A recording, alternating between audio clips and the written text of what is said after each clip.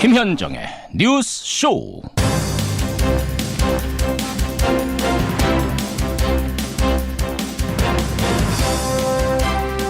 신고리 원전 5,6호기의 운명은 어떻게 될까요? 애청자 여러분 안녕하십니까? 신고리 원전 5,6호기의 건설 재개 여부가 오늘 결정됩니다. 471명의 시민참여단이 2박 3일 동안 모여서 찬반 양측의 얘기를 듣고 질의응답을 하고 토론을 거쳐서 의견을 모은 결과, 그 결과가 오늘 공개되는 건데요. 어떤 결과가 나오든 이번 공론화위원회 활동은 아주 상징적인 의미가 있습니다. 찬반이 극명하게 갈리는 이 첨예한 사안에 대해서 정부가 일방적으로 결정하지 않고 시민들이 학습과 토론을 거쳐서 의견을 모으는 방식. 조금 미흡한 부분이 있다 하더라도 이번 일을 계기로 우리 사회가 한 걸음 더 나아간 것만은 분명해 보입니다.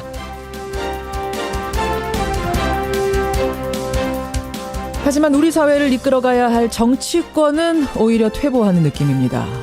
어제 국회 법사위의 감사원 국정감사에서는 세월호 참사, 4대 강서, 박근혜 전 대통령 인권침해 논란에까지 적폐냐 정치보복이냐 이걸 놓고 볼썽사나운 난타전이 벌어졌는데요. 우리 정치권이 사회의 모범이 되는 그날은 언제쯤이나 볼 수 있을까요? 김현정의 뉴스쇼 출발합니다.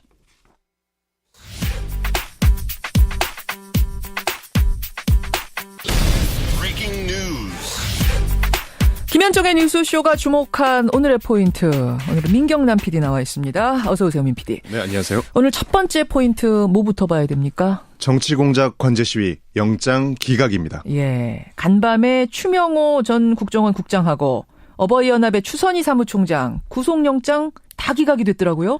네, 어버이연합의 추선희 사무총장, 이명박 정부 당시 국정원 직원과 공모를 해서 관제 시위를 주도한 혐의를 받고 그렇죠. 있는데요. 법원은 범죄 혐의가 소명된다면서도 증거인멸 우려가 있다고 보기 어렵다며 영장을 기각했습니다. 범죄 혐의는 소명이 된다, 인정이 되는데 증거인멸 우려가 없다. 그렇습니다.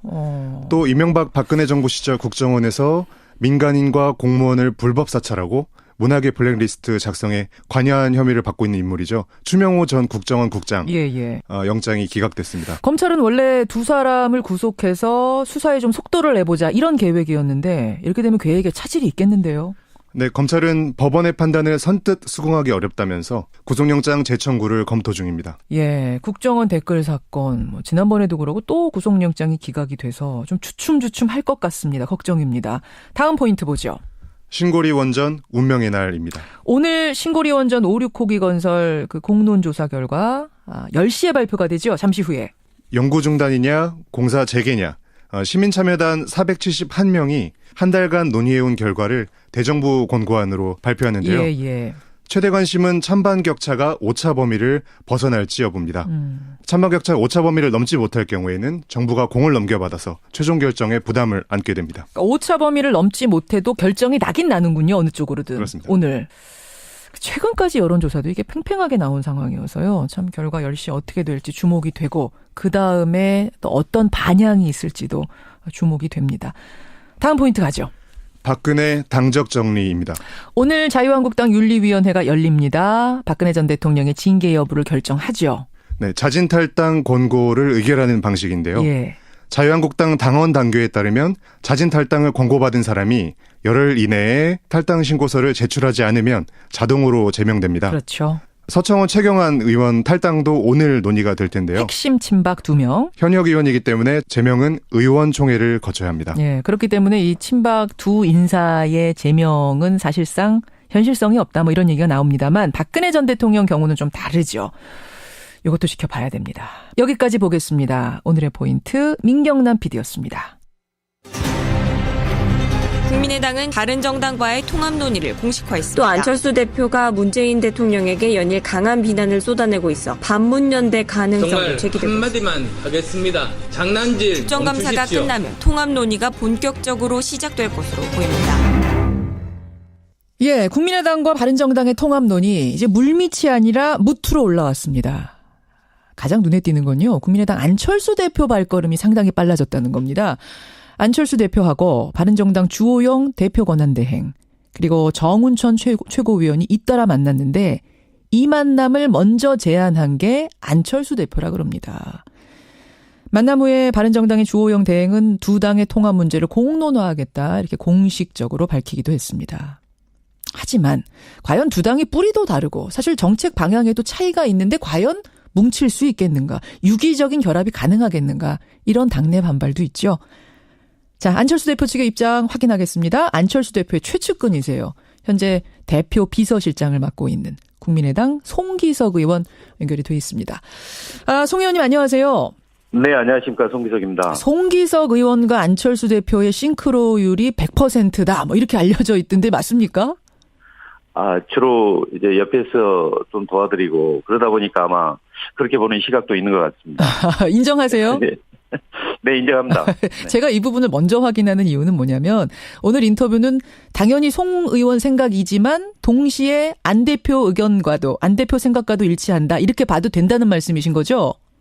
네, 그렇습니다. 예. 자, 어디까지 얘기가 진행됐습니까? 바른정당, 국민의당. 예, 좀 전에 앵커께서 언급하신 대로 이제 물밑에서 이렇게 오간 그런 상황이었는데 이제 무트로 올라왔습니다. 그래서 양당이 이제 공론화 과정 이걸 시작할 걸로 합니다. 공론화 과정은 언제부터, 아주 구체적인 논의는 언제부터 시작이 됩니까?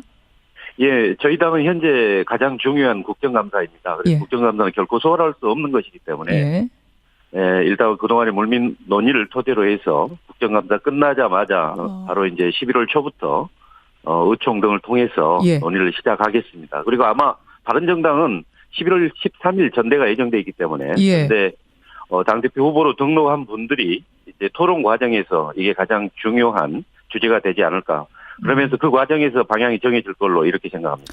이게 어떻게 급속도로 공론화가 됐는가 보니까 최근에 국민의당 산하기관이죠. 국민정책연구원에서 여론조사를 했는데 그 네, 결과를 그렇습니다. 보니까 국민의당, 바른정당이 합할 경우 다른 당과의 합당보다 지지율 상승이 가장 높은 걸로 나타났다. 한 20% 가까이 지지율이 오르는 걸로 나타났다.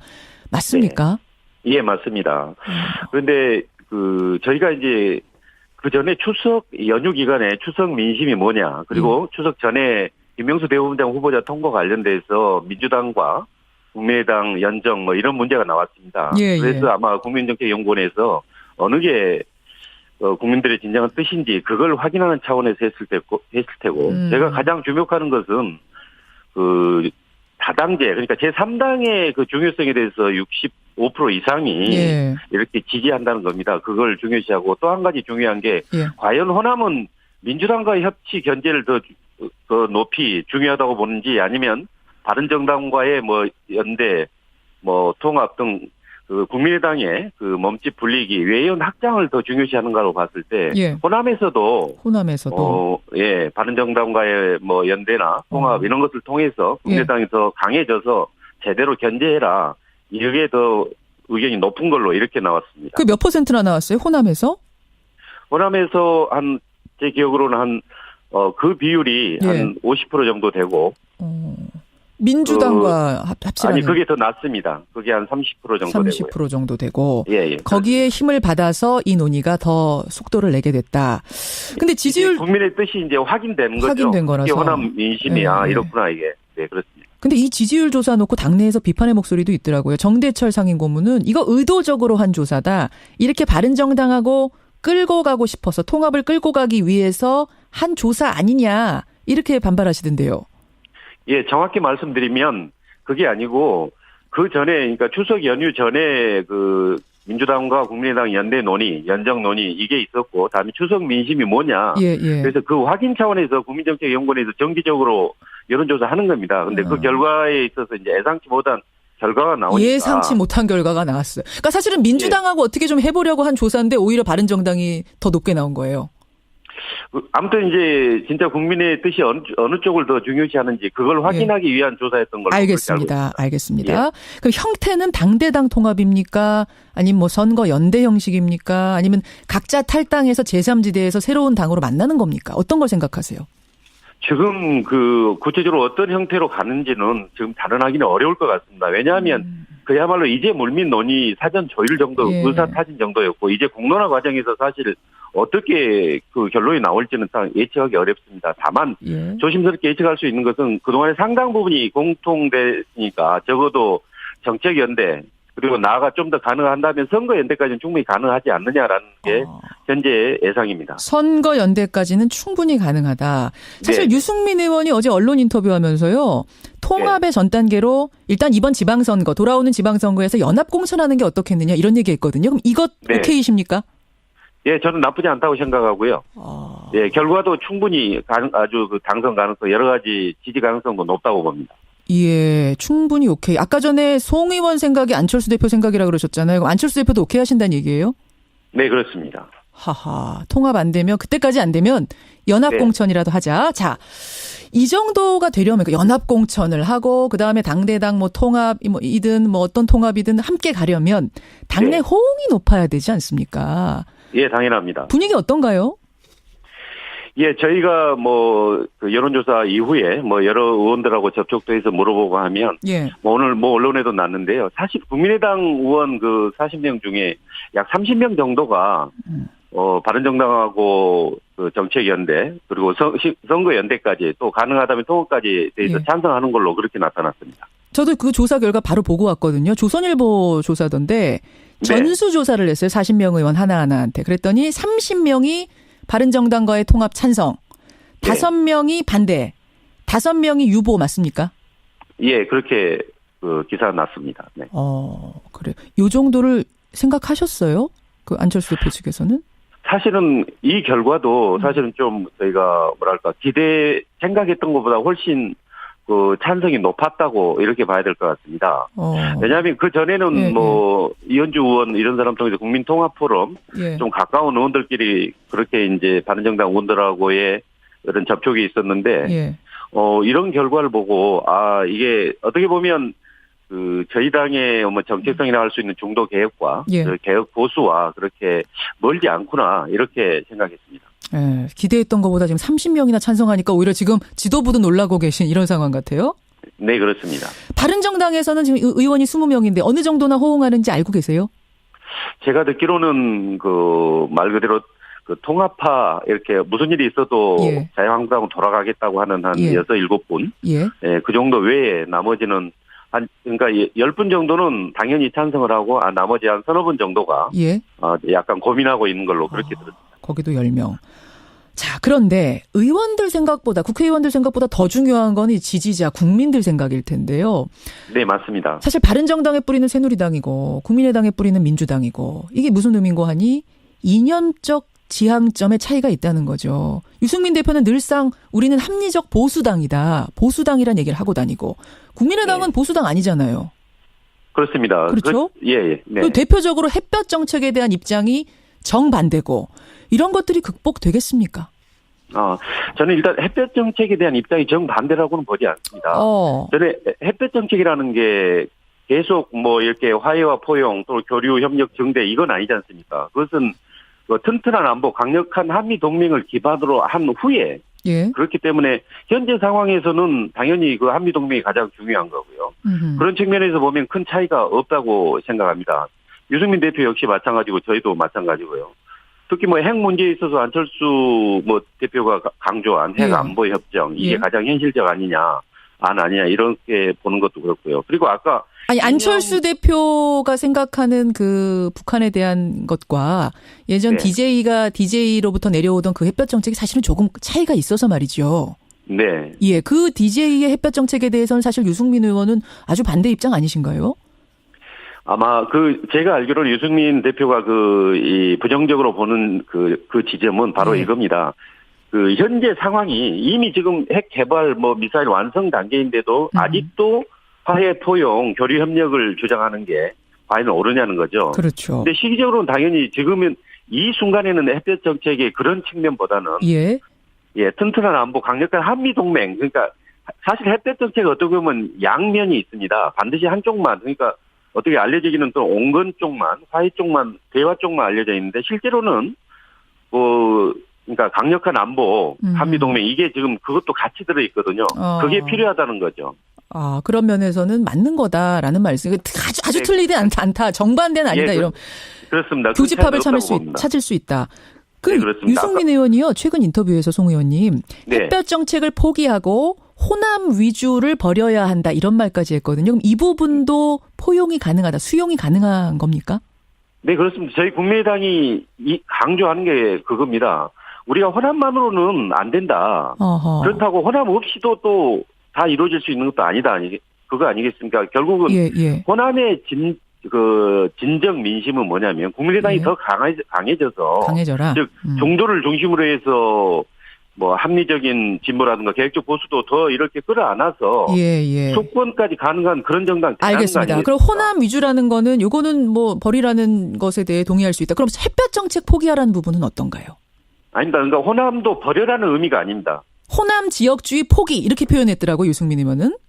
당연하죠. 저희가 호남 지역주의에 머무른 건 아니니까요. 그건 일단 현재 지역주의 아니다. 구조상 그렇지만 햇볕 정책 포기는 어떻습니까? 예, 마찬가지입니다. 햇볕 정책도 지금 결국은 궁극적으로 지향하는 점은 같다고 봅니다. 결국 평화통일 아니겠습니까? 그러니까 햇볕 정책의 강론 양면 중에 현재는 강이지만 일정 단계에서는 결국 평화통일이 궁극적 목표니까 대화와 그리고 상호 교류를 통해서 평화 정착, 통일까지 가야 되지 않겠습니까? 알겠습니다. 그 단계에서는 당연히 유승민 대표도 그 단계가 오면 동의할 거라고 봅니다. 아마 근데 이제 이 부분에 있어서 지금 박지원 전 원내대표도 강하게 반대하고 계시던데 우리랑 바른정당은 같이 갈 수 있는 당이 아니다. 아마 아까 반대한다는 5분 중에 한 분이 박지원 의원이신 것 같아요.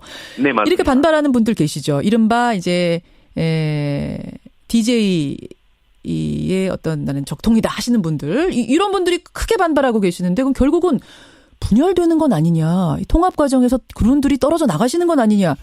이런 얘기 나와요. 예, 그런 얘기 나온 걸로 알고 있습니다. 그런데 정당에서 의견의 다양성이나 얼마든지 있을 테고 지금 아마 물밑 교섭 단계였기 때문에 그리고 상대방 의중 탐색 과정이었기 때문에 지금 거기에 나타난 것 가지고 지금 시기 방식 이게 적절하지 않다라고 이야기했는데요. 아마 실질적으로 공론화 과정에서 이게 구체적으로 논의하면 상당 부분 의견 접근을 이룰 거라고 봅니다. 그러니까 분열되는 일 없을 거다. 설득 가능할 것이다. 이런 말씀이세요. 네, 그렇습니다. 알겠습니다. 이제 그런 생각으로 지금 추진을 하고 계시는 안철수 대표와 지금 최측근입니다. 송기석 의원 대표 비서실장 지금 만나고 있습니다. 통합 시점 언제가 적기라고 보세요? 글쎄요. 통합까지 이루어진다면 좋겠지만 지금 아마 국감 끝나고 11월 초에 되면 양당의 공론화 과정을 거칠 테고 내년 6월 13일 지방선거를 기준으로 한다면 만약에 이제 통합까지 간다면 늦어도 올해 12월까지는 이루어져야 되는 거 아닌지 그래야 통합의 시너지가 제대로 발휘될 수 있을 것이라고 봅니다. 12월까지 통합이 이루어졌으면 좋겠다? 네. 예. 지금 10월 말을 향해서 가고 있는데? 12월까지요. 그러니까요. 지금 10월 말이니까 한 달 반밖에 안 남았는데 이게 되려면 될 수 있다고 보세요. 통합이 그때까지? 아마 공론화 과정에서 충분히 그쪽으로 에너지가 모아진다면 그리고 큰 차이가 없다면 그렇게 바로 12월부터 시작해야 된다고 봅니다. 그러니까 시작을 해야 된다는 말씀이세요? 아니면 통합까지도 하려면 할 수 있다고 보시는 겁니까? 12월 말까지. 법적으로 완전히 그 통합 마무리는 사실은 각도 일정 시도당 지역 개편대 또 통합 이게 있어야 되기 때문에 그건 1월 2월까지 계속됩니다. 그렇지만 통합 선언. 선언. 된다면 통합 선언은 알겠습니다. 그렇게 스케줄을 잡고 계시는군요. 바른정당도 거기에 동의하시는 거고요. 아마 바른정당도 그 방향으로 이제 통합을 생각한다면 그렇게 진행할 걸로 예상합니다. 여기까지 확인하겠습니다. 송기석 의원 고맙습니다. 네, 감사합니다. 국민의당 송기석 대표 비서실장이었습니다.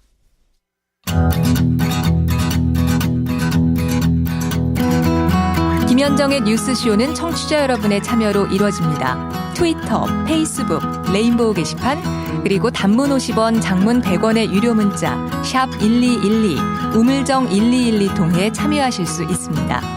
김현정의 뉴스쇼, 여러분과 함께 만듭니다. 김성환의 행간 시사평론가 김성환 씨 나오셨습니다. 어서 오십시오. 네, 안녕하세요. 앞에 인터뷰 들으시면서 지금 하고 싶은 말씀 많으시죠? 근데 우리가 시간이 많지 않아서 일단 오늘 행간부터 가겠습니다. 어제 아주 인터넷에서 미묘한 파장을 불러온 사건이 있었는데요. 뭡니까? 이 부산에서 성매매를 한 여성이 경찰에 구속이 됐는데 이 여성이 에이즈 감염자였습니다. 더구나 2007년과 2010년에도 성매매를 하다 적발된 적이 있어서 예. 파문이 확산되고 있는데요. 이 부산 에이즈 여성 성매매 파문, 이 뉴스의 행간을 좀 살펴볼까 합니다. 이게 지금 어느 정도 여러분 파장이냐면은 대한 에이즈 예방협회의 사이트가 그 서버가 다운될 정도로 많은 남성들이 여기에 들어와서 뭐 정보를 찾고 이랬다 네. 그러죠. 그리고 그거 보면서 저는 이 정도였나? 우리 사회 남성들이 이런 생각을 하기도 했는데요. 우리 사회 좀 어두운 단면을 보여주는 것 같습니다. 이 문제가 된 여성은 20대인데요. 지난 5월부터 3개월 동안 20여 명의 남성들과 성매매를 한 것으로 지금 알려지고 있습니다. 어떤 식으로 했대요? 주로 인터넷 채팅 앱을 이용해서 성매수 남성을 만났고요. 뭐 남성을 만나서 성매매를 할 때는 피임기구는 사용하지 않은 것으로 나타났습니다. 이번에도 채팅 앱이군요. 네. 그러니까 경찰 조사 결과 이 여성은 2010년도에도 성매매 혐의로 구속이 돼서 복역까지 했는데요. 이 출소 후에 보건소에서 집중 관리를 받았다고 합니다. 예. 그러니까 매년 한 5회에서 8회 정도 상담을 받았는데 성매매를 한 적이 없다고 얘기를 해왔다고 합니다. 거짓말한 거군요. 예.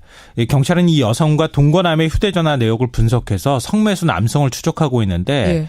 아직 한 10명 정도는 찾지를 못하고 있는 상태입니다. 이 여성이 또 일명 티켓 다방에서 일했다는 얘기까지 나오고 있어서 좀 파문이 커지고 있는 양상입니다. 부산 에이즈 감염 여성의 성매매 파문. 이 뉴스에도 행간이 있습니까? 네, 첫 번째 행간은 이른바 여수 율락녀 사건이 떠오른다입니다. 이게 1990년대 사건이죠. 98년도였는데요. 에이즈에 감염된 여성이 여수에서 성매매를 한 사건입니다. 요즘에는 이런 표현 사용 안 하는데 당시에는 여수 율락녀 사건이다 이렇게 불렀습니다. 예. 이 당시 여성은 보건당국의 감시에서 벗어나 2000년부터 1년 6개월 동안 하루에 많게는 수십 명의 남성들과 접촉을 해왔는데요. 이 사건이 알려지면서 당시 엄청난 파문이 일었습니다. 왜냐하면 하루 평균 100여 명이 보건소를 그렇죠. 찾아서 에이즈 항체 검사를 받았는데 예. 불행 중 다행인 것은 단 한 명도 양성 반응이 나오지 않았다는 정말 겁니다. 다행이었죠. 예. 그런데 그렇다고 우리가 운에 맡길 수는 없는 거 아니에요. 이 보건당국의 관리가 그동안에도 철저히 이루어졌어야 하는데 이번 일을 보면은 굉장히 허술하기 짝이 없다는 겁니다. 가서 이제 한 상담을 한다고 하지만 예. 지금 이번에 구속된 여성이 지적장애 2급이거든요. 근데 성매매를 했느냐 이렇게 물어보는 것으로 끝났다고 합니다. 물어보고 답하는 것으로 끝났어요. 검사 같은 거 뭐 안 하고? 네, 그 여성을 검사하는 건 의미가 없죠. 그 여성은 이미 이제 에이즈 여성이라는 거는 알고 있는 거고. 그렇죠. 그러니까 보건당국이 개인별 특성에 맞는 관리 방법을 좀 찾을 필요가 있다 이런 생각이 듭니다. 그러네요. 두 번째 행간 뭡니까? 두 번째 행간은 10대 성매매 구속 10명 중 1명에 불과하다입니다. 이번 사건이 충격을 주는 이유는 구속된 여성이 이미 10대 때부터 에이즈에 감염된 상태로 성매매를 했다는 겁니다. 며칠 전에 또 사건이 있었잖아요. 네. 10대가 에이즈 걸린 줄 모르고 그렇죠. 계속 모르고 하는 채팅 앱으로 경우도 성매매를 했던 거예요. 이번 경우에는 또 알고도 한 경우라고 할 수 있는데요. 그때도 10대였고 이 여성도 시작이 10대였고. 예. 청소년 성매매는 심각한 사회 문제가 된 지 오래입니다. 예. 근데 성매매는 미성자 성매매는 현행법상으로도 금지하고 있는데 처벌은 솜방망이라는 겁니다. 그래요. 국감 때 경찰청이 제출한 자료를 보면 전체 청소년 성매매 사범 가운데 구속된 사람은 10%밖에 되질 않습니다. 나머지는 집행유예로 다 풀려나고 있다는 얘기가 되거든요. 예. 굳이 외국의 사례를 좀 찾기도 그렇지만 미국은 아동 성범죄 처벌이 굉장히 엄격합니다. 굉장히 엄격합니다. 최소 징역 25년에서 사형까지 가능하고요. 아동을 상대로 성범죄 저지르면 사형까지 가능하다고 했어요. 영국과 스위스는 종신형까지도 가능합니다. 그래요. 현재 국회에 미성년 강간죄 법정형을 10년 이상 무기징역까지 가능하도록 하는 개정안이 발의가 돼 있는 상태이긴 한데 우리가 처벌이 능사는 아니다라는 말도 있지만 최소한 그래도 솜방망이 처벌이라는 말은 안 나오게 해줘야 되는 거 아닌가 싶습니다. 그러네요. 이번 부산 에이즈 사건, 에이즈 성매매 사건 마지막 행간 뭡니까? 마지막 세 번째 행간은 채팅앱 관리자는 알고 있다입니다. 채팅앱 얘기. 제가 아까부터 하고 싶었던 얘기예요. 맞아요. 이 채팅앱에서 익명으로 사람들이 이런 일들이 이루어지고 있는 거거든요. 얼마 전에 저희가 인터뷰했잖아요. 그러니까 익명이고 회원 가입할 때 어떤 조건도 원하지 않는데요. 다 가짜로 넣어도 상관없답니다. 그러니까요. 그러면은 이런 일들이 벌어진다 하더라도 채팅앱 관리자는 나는 모르는 일입니다. 그렇죠. 나는 열어줬기만 하면은 끝나는 겁니다 하고 그 안에서 이루어지는 건 당사자들의 문제라고 하면 이렇게 하면은 어떤 방식으로 이런 걸 통제할 수 있겠느냐는 거죠. 그렇죠. 이 산업적인 논리 때문에 너무 규제를 하면 안 된다는 것 때문에 지금 이제 규제를 못 하고 있는 상황인데 어떤 방식으로든 좀 이번 문제를 정리할 필요는 있겠다는 생각이 듭니다. 필요한 곳, 꼭 필요한 곳에서는 돼야죠. 예. 예. 다시 한번 총체적으로 좀 점검할 필요 있습니다. 김성환 씨, 고맙습니다. 네, 고맙습니다. 예. 근데 지지율이 안 좋은 두 당이 합친다고 정말 지지율 오를까요? 사람이 그대로인데요. 박성주님, 이런 또 따가운 비판을 주신 분도 계시고요. 어쨌든 잘 됐으면 좋겠다라는 5428님의 응원 문자도 들어오고 그렇습니다. 1부 여기서 줄입니다. 2부에서는요. 5.18 당시에 시신을 안매장한 것으로 알려진 광주교도소 얘기 해보죠.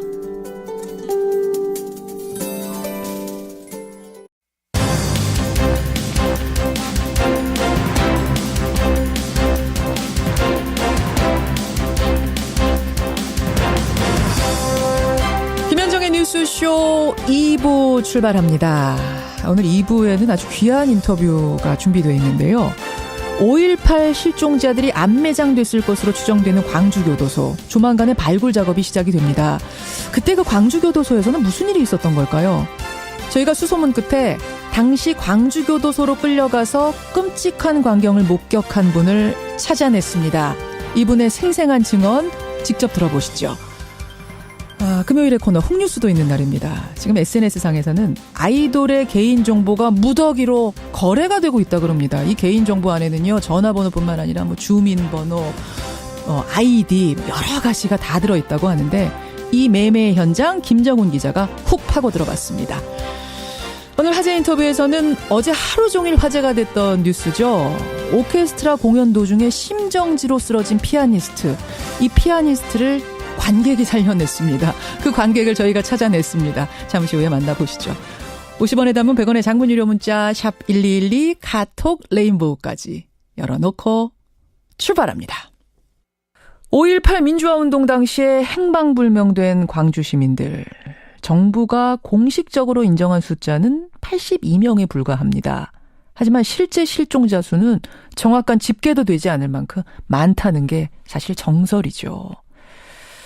그런데요, 옛 광주교도소 부지가 5.18 당시에 실종자들 안매장 장소로 지목이 됐습니다. 제보자가 나타났고 현장 조사를 거의 마쳤는데 여기가 실제 안매장 장소였을 가능성이 상당히 높다 그러죠. 곧 발굴 작업에 착수할 예정이랍니다. 그런데요, 저희가 수소문 끝에 당시 그 광주교도소로 끌려가서 끔찍한 광경을 직접 목격한 분을 찾아냈습니다. 자, 직접 연결해보죠. 현재 광주에 거주하고 계세요. 박상옥 씨입니다. 박 선생님 나와 계세요. 네네. 예, 안녕하세요. 예, 박성호입니다. 1980년 5.18 그 당시에 그 나이가 어떻게 되셨던 거예요?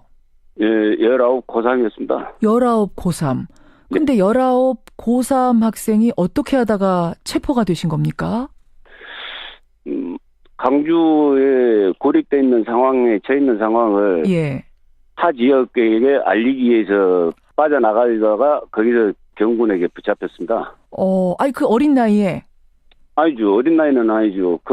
저보다도 더 어린 사람들도 동참을 했으니까요. 하하. 그래서 끌려간 곳이 광주교도소였던 겁니까? 아니죠. 광주역에서 1차로 거기 광주역 광장에서 포박을 당해가지고요. 예.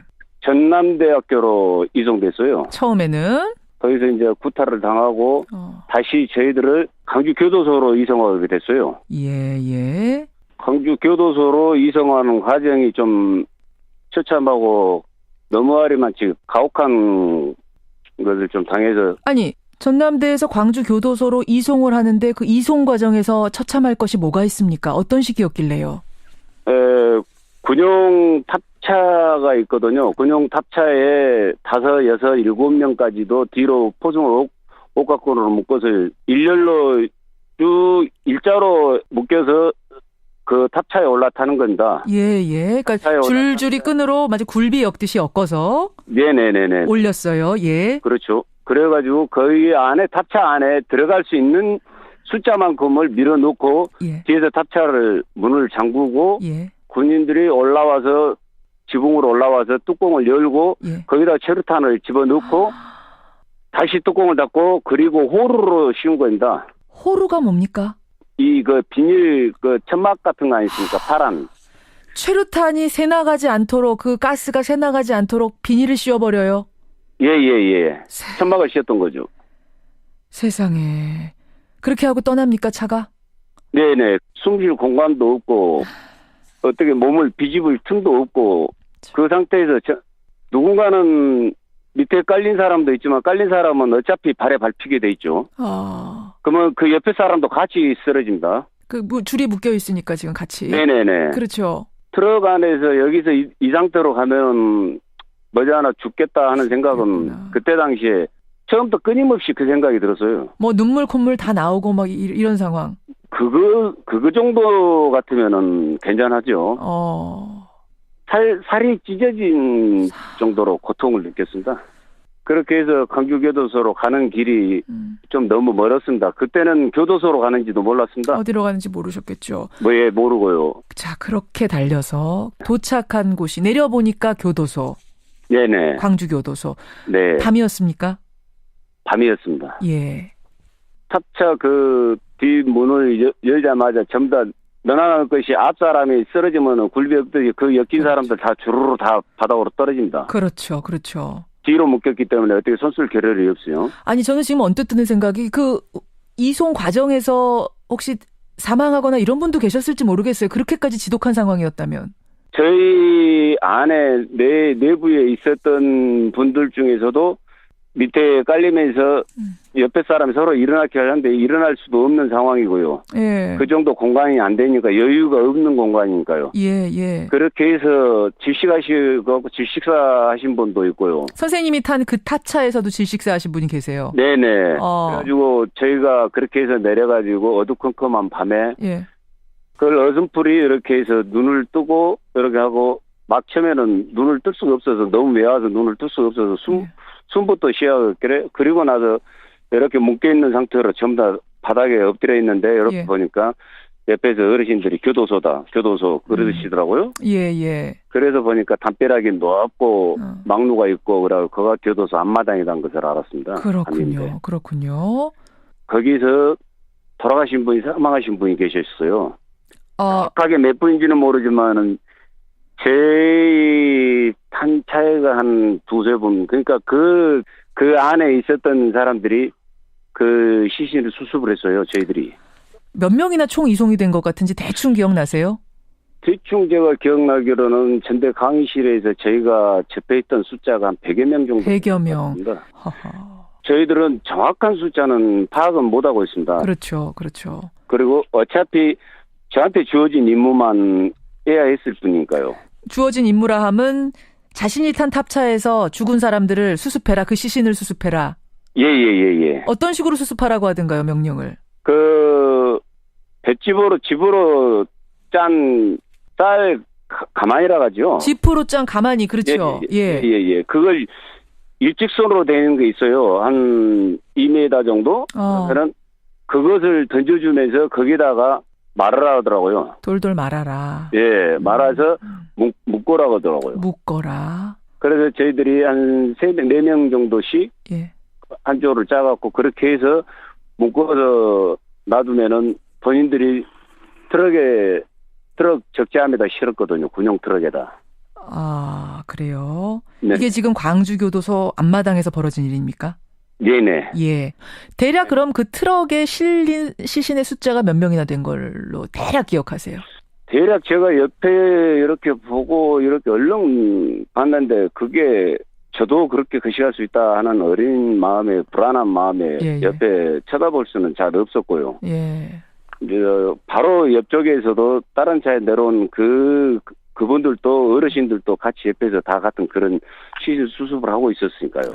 그래서 저희 차량에서는 세 분 사망자를 3분을 제가 그렇게 해서 묶었거든요. 그렇군요. 네네. 자, 그렇게 해서 사망자를 트럭에 태워라까지 하고 그 트럭이 어떻게 됐는지 그 시신들이 어디로 갔는지는 모르십니까? 그렇죠. 그건 못 봤습니다. 수습하고 나서 다시 머리를 원산폭격을 앞마당에서 원산폭격하고 다시 무릎을 꿇고 다시 머리를 땅에 박고 있었으니까요. 그러고 나서 어떻게 되셨어요? 교도소에 이제 수감되신 거예요? 교도소로 수감이 된 게 아니라 교도소 창고로 데리고 왔습니다. 창고로? 예, 큰 창고를 비워놨더라고요. 예. 그 참고에서 여기저기서 모인 재표이신 분들이 전부 다 그 한 군데 다 거기다가 수용을 했어요. 이거 뭐 지금 아우슈비츠 수용소 같아요. 얘기 들어보니까. 유태인 수용소보다는 더 처참하다고 봐야 됩니다. 왜요? 왜 더 처참했습니까? 왜? 기름 도람통이라고 있죠. 기름 담는 드럼통, 예. 네, 드럼통이요. 그것을 어떻게 잘랐는고 반으로 잘랐습니다. 예. 반으로 잘라다 보니까 그가 삐쭉삐쭉하고 막 이렇단 말입니다. 그러겠죠. 근데 거기에다 대고 저희들 같은 안에다가 놔두고 거기에다가 벌리를 다 봤던 겁니다. 대소변을. 그래서 거기에다가 걸치고 앉으면은 뒤에 엉덩이 쪽도 찢어지신 분도 있고, 그리고 이제 거기서 부상당해갖고 있었는데, 예. 교도관들이 와서 소독약으로만 대충 그것 정도만 해줄 뿐이지, 예. 어떻게, 더 이상은 어떻게 해주는 것은 없었습니다. 며칠 계셨어요, 거기에? 교도소에서 며칠 밤을 제대로 잠을 안 재우니까요. 잠도 제대로 안 재워요? 예. 저녁에면 저희를 그냥 옷가발로 그냥 받고 그냥 그대로 베고 머리고 얼굴을 할 것 없이 벗고 뛰어다녔습니다. 그냥 막 폭행을 하면서 뛰어다닌다고요, 밤에? 잠 안 재우고? 네. 와. 움직일 공간이 없습니다. 딱 완전 붙어서 있다 보니까요. 그러니까 수십 명, 수백 명이 있었던 거예요? 수십 명이 있었던 겁니까? 제가 알기로는 숫자가 꽤 150명 이상 있었던 것 같아요. 예, 잠잘 공간 없이 다닥다닥 붙어 있는데 그 위로 워커발로 짓이기고 돌아다니고 잠 안 재우고 네. 대소변도 그 안에서 드럼통에서 해결하라고 하고 뭐 네네 나갈 수는 없고요. 나갈 수 없고 씻는 거는 뭐 상상도 못할 일이고. 예예. 씻는 것은 한 번도 씻지를 못했죠. 자 그래요. 뭐 이게 여기까지만 들어도 어떤 상황이었을지 충분히 이해가 되는데 그 선생님께서 수습하셨던 시신들 이번에 광주교도소에 시신들을 안매장했다는 제보자가 나타나면서 곧 발굴 작업이 시작된다라는 뉴스를 들으시고 그때가 떠오르셨을 것 같아요. 이 뒷동서가 쭈빼다니 전기가 짜라다니 오더라고요. 이게 그거일 수 있다. 그거일 수도 있겠구나. 네네. 그러네요. 이제 발굴 작업이 시작된답니다. 광주 시민으로서 5.18을 겪었던 분으로서 어떻게 되길 기대하세요? 진실은 꼭 밝혀져야 될 거 아닙니까? 물론이죠. 진실은 밝혀져야 되고 예. 책임자 처벌도 마땅히 돼야 되고요. 예. 그에 따른 수많은 희생되신 분들 예. 조금이나마 그렇게 해서 넋이 위로가 됐으면 하는 바람이고요. 예. 그리고 5.18 민주화 운동 그 정신이 헛되지 않았다는 것을 꼭 좀 밝혀지기를 바라고 예. 좀 더 향상되기를 바랄 뿐입니다. 예, 오늘 힘든 기억을 다시 더듬어 주셨어요. 감사드리고요. 네. 말씀하신 대로 이번 발굴 작업 꼭 성공적으로 이루어져서 몇 명이 될지 모르겠습니다만 그분들이 가족의 품으로 돌아갈 수 있기를 저도 기원하겠습니다. 고맙습니다. 네네, 감사합니다. 예, 광주교도소에서 시신을 수습했던 분이십니다. 박상옥 씨, 광주시민 만나봤습니다.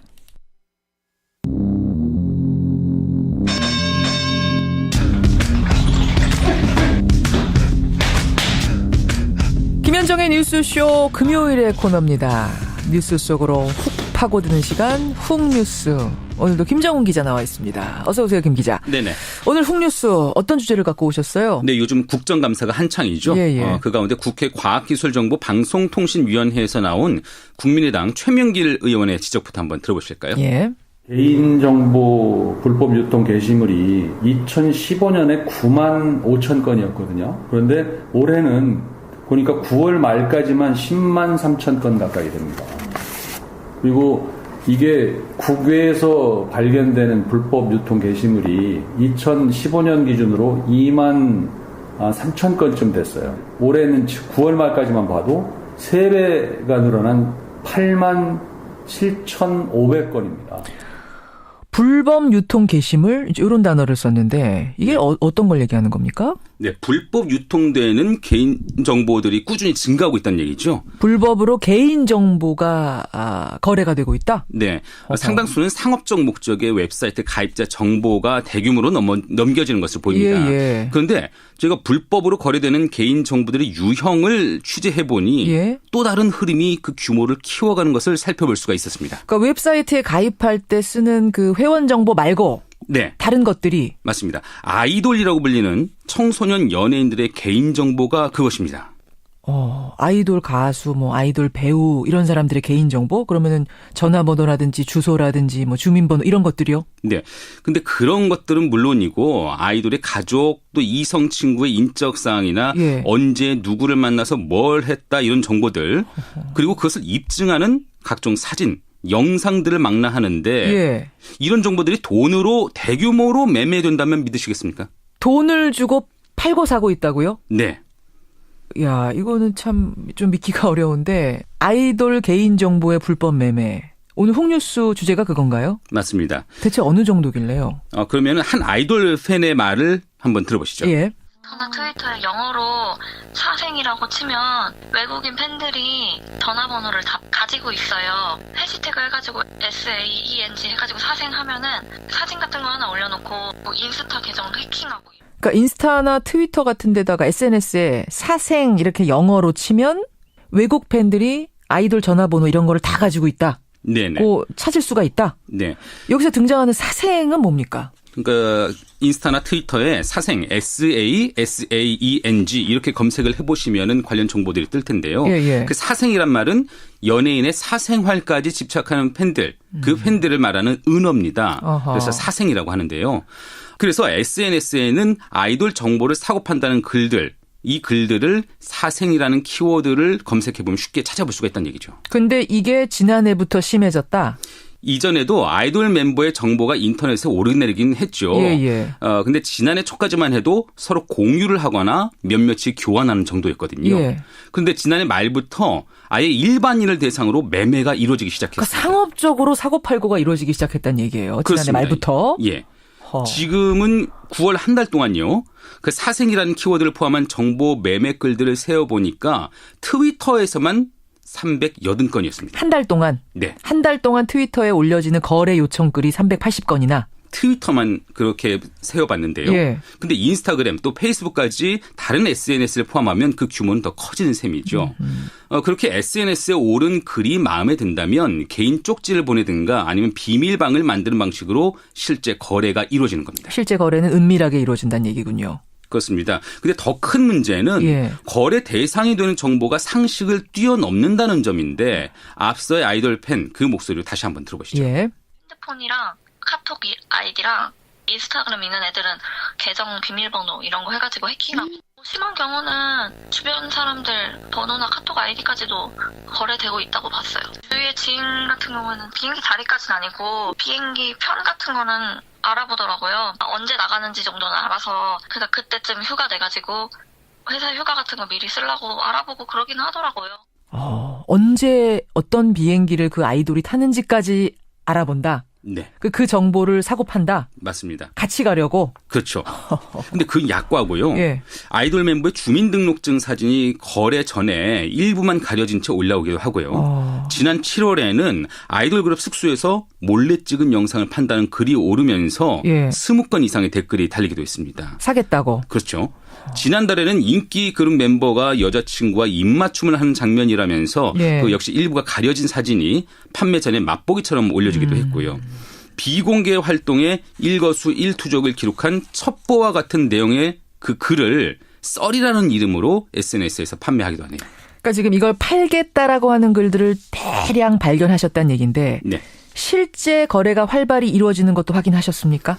네, 이것을 확인해 보기 위해서 거래를 한번 시도를 해봤습니다. 아이돌 정보를 판다는 트위터 글 안내에 따라서 익명의 비밀 대화방에서 접선을 했습니다. 근데 바로 1분 만에 연락이 오더라고요. 그래요? 네, 유명 아이돌 멤버의 개인 휴대전화 번호를 물어보니까 개당 0.7이다. 비밀방에서요. 0.7이 뭐예요? 7,000원이란 말인데. 7,000원이다. 그러면서 조정이 가능하다. 이렇게 설명을 하더라고요. 정보 한 건에 아이돌 가수 A의 번호 한 건에 7,000원. 그리고 유명도에 따라서 가격이 차이가 좀 있는데요. 이후 계좌로 입금을 하거나 아니면 갖고 있는 문화상품권을 사용할 수 있도록 그 문화상품권의 온라인 식별번호를 판매자에게 알려주는 방식으로 그렇게 정보를 손에 쥐게 되는 거죠. 그러니까 학생들도 쉽게 살 수 있게 문화상품권으로. 맞습니다. 말하자면 부모님한테 문화상품권으로 이렇게 뭐 해가지고 그걸 또 거래 자금으로 쓰는 그렇게 쓸 수 있도록.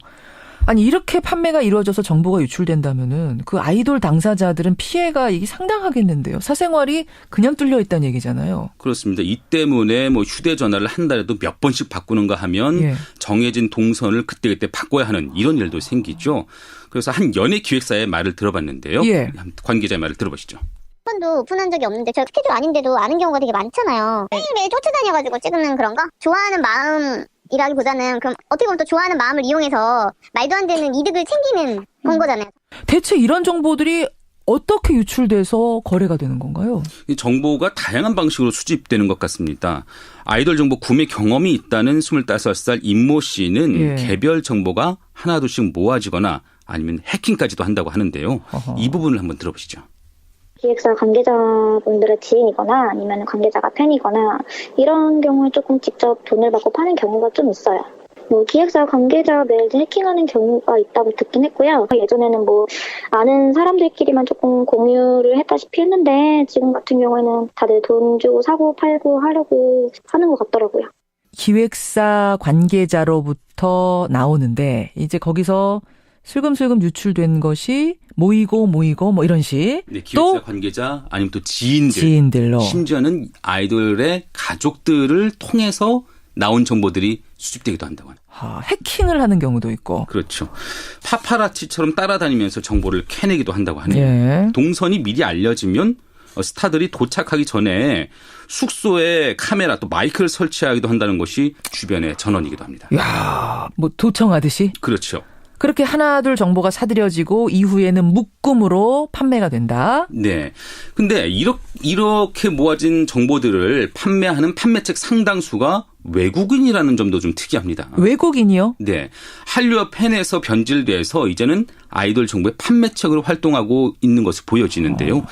실제 한국의 아이돌 정보를 판다는 트위터 글 상당수가 중국어나 일본어로 표기가 돼 있습니다. 그럼 단속은 더 힘들다는 얘기잖아요. 그렇죠. 외국 서버를 이용해서 또 외국에서 정보를 사들이고 판매한다면 이건 누군지 알기도 어렵고 알아도 책임을 묻기도 어렵습니다. 그러네요. 근데 이런 현상이 확산된 데에는 아이돌을 관리하는 기획사 측의 단속 의지가 크지 않은 것도 한 가지 원인일 듯한데요. 관계자의 말을 다시 들어보시죠. 좋아하는 마음을 하는 거니까 그걸 또 뭐 할 수는 없고 그래서 사생활 뭔가 그러니까 뭐 집을 무단 침입했다던가 뭐 이런 게 있지 않는 한은 뭔가 하기 힘들죠. 그래서 저는 이거를 기획사 쪽에는 저도 그렇지만 뭐라고 얘기하기 힘들 것 같고요. 막 악플을 남겨 이런 위해를 가해서 뭐 명예훼손 이런 법적인 게 또 다른 문제인 것 같아서. 그러니까 좋아하는 마음으로 그런다는 거 요거 하나 하고 뭐 집을 무단 침입한다든지 이런 게 아니다 보니까 딱 잘라서 뭐라고 못하고 그냥 흐지부지 넘어갔다 이런 얘기인 것 같아요.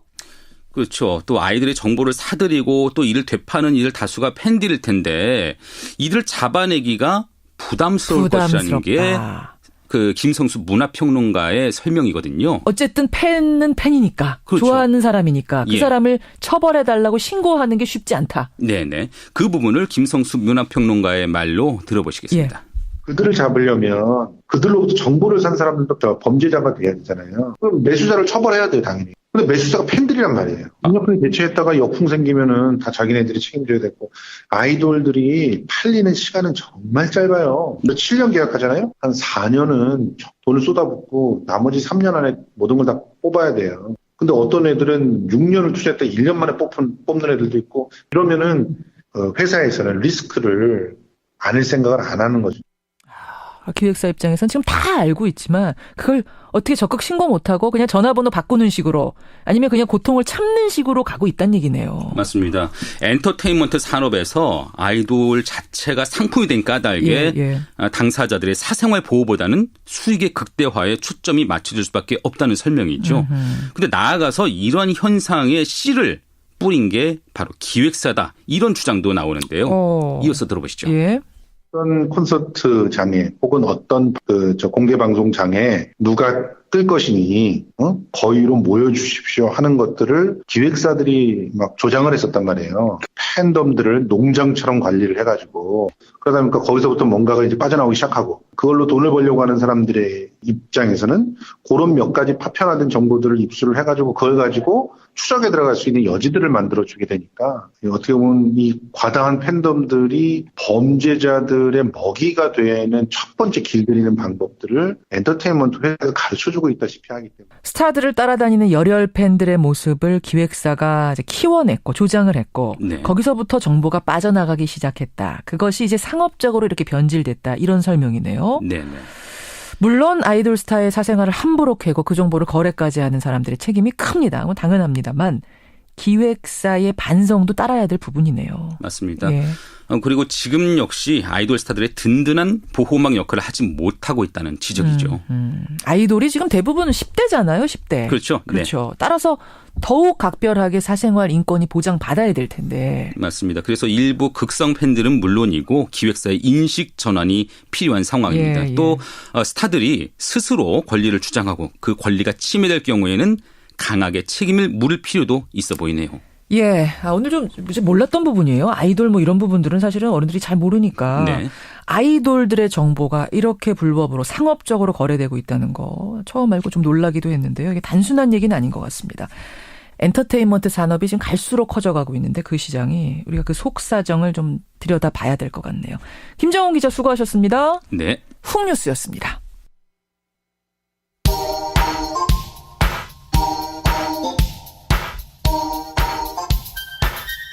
김현정의 뉴스쇼 CBS 라디오와 함께하고 계십니다. 저는 퇴근길 시사자키 정관용입니다. 광주교도소에서 끔찍한 광경을 목격했던 그 당시 고3 학생 박상옥 씨 인터뷰 들으시고 많은 분들이 지금 아파하고 함께 눈물 흘리고 계십니다. 문승영님, 6737님 외에 많은 분들이 독일 나치의 만행 또 일제강점기 시절 얘기를 듣는 것 같습니다. 믿을 수가 없습니다. 3839님도 킬링피드 현장을 증언했던 그 증언자와 비슷하네요. 지상현님, 광주 정말로 아프네요. 1123님, 출근길에 눈물이 나서 운전하기가 어려울 정도입니다. 이런 문자들을 줄줄이 보내주고 계십니다. 저도 들으면서 믿을 수가 없을 정도였습니다. 참 우리가 광주에 대해서 그래도 이제는 많이 알고 있다. 5.18에 대해서 이렇게 생각했는데 또 들으면 또 새로운 얘기가 나오고 아프죠. 예. 용기 내주신 박상욱님 감사드리고요. 9017님 외에 많은 분들이 CBS 뉴스 부활 30주년 축하합니다. 이런 축하 인사도 보내주셨는데요. 고맙습니다. 권효조 선임 기자. 안녕하십니까. 축하드립니다. 네, 축하드립니다. CBS가 뉴스를 못하다. 사실 그때는 전두환 정권 시절이었던 거잖아요. 입을 재갈이 물려졌던. 예, 80년 뉴스가 폐지되고 87년 6월 항쟁 직후에 이제 다시 10월 19일 부활돼서 26일 날 광화문 광장에서 기념 행사가 있죠. 10월 26일에 제가 말씀 나온 김에 광고 좀 할까요? 예. 다음 주입니다. 목요일 10월 26일에 광화문 광장에서 큰 콘서트가 열려요. 아주 괜찮은 가수분들 다 나오시고 그래요. 김현정 앵커도 CBS 언론인선언 발표를 하죠, 그 자리에서. 제가 거기서 선서 비슷한 것도 하게 됐는데 권영철 기자도 오시죠, 10월 26일 날. 예, 가야죠. 청취자 여러분 많이 오셔서 김현정 앵커와 기념 촬영도 하시죠. 예, 10월 26일 뜻깊은 날입니다. 많이들 참여해 주시고요. 뉴스 부활 축하해 주신 청취자들께도 감사드리고 더 열심히 하겠습니다. 광화문 광장에서 광야에서를 합창하는 것도 괜찮을 것 같습니다. 그러네요. 좋습니다. 예. Y뉴스 뭐 가지고 오셨어요?